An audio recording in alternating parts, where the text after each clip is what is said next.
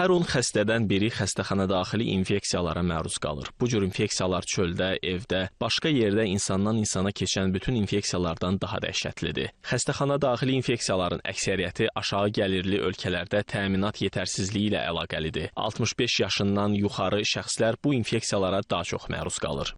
Bildiyiniz kimi icbari tibbi sığortanın istifadəsi ilə birlikdə ölkəmizdə geniş bir şəkildə artıq ən yüksək texnoloji prosedurlar tətbiq olunur. Amma bu prosedurlar tətbiq olunarkən uyğunsuz antibiotik istifadəsinin, doğru olmayan yanaşmalar nəticəsində əfsuslar olsun ki, xəstəxana daxili infeksiyalar bütün sərf olunan maliyyə resurslarına baxmayaraq nəticə alınmaması ilə nəticələnir. Bugün dünya, Avropanın aparıcı ölkələrində bu problem uzun illərdir qarşı-qarşıyadılar. Hal-hazırda dünyada hər il daha aktual olan bir məsələdir. Xəstəxana daxili infeksiyalar və artan antibiotika rezistentlik. Hal-hazırda bütün dünyada həkimlər həmin problemlə uzlaşırlar.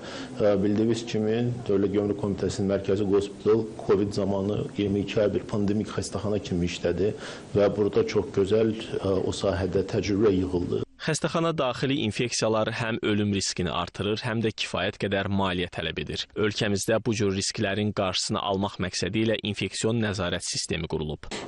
Xəstəxanalarda istifadə olunan alət və bütün tibbi ləvazimatların düzgün dezinfeksiyasının, sterilizasiyasının təşkil olunmasıdır. Xəstəxanalarda aseptika qaydalarına riayət olunması, fərdi qoruyucu vasitələrin yetəri qədər və düzgün istifadəsi bir çox istiqamətlərdə, əlbəttə bu çox geniş bir mövzudur. Xəstəxana daxili sağlam mühitin yaradılması istiqamətində tədbirlər həyata keçirilir. Əsas məqsəd əhalinin sağlamlığının və təhlükəsizliyinin təmin olunmasıdır.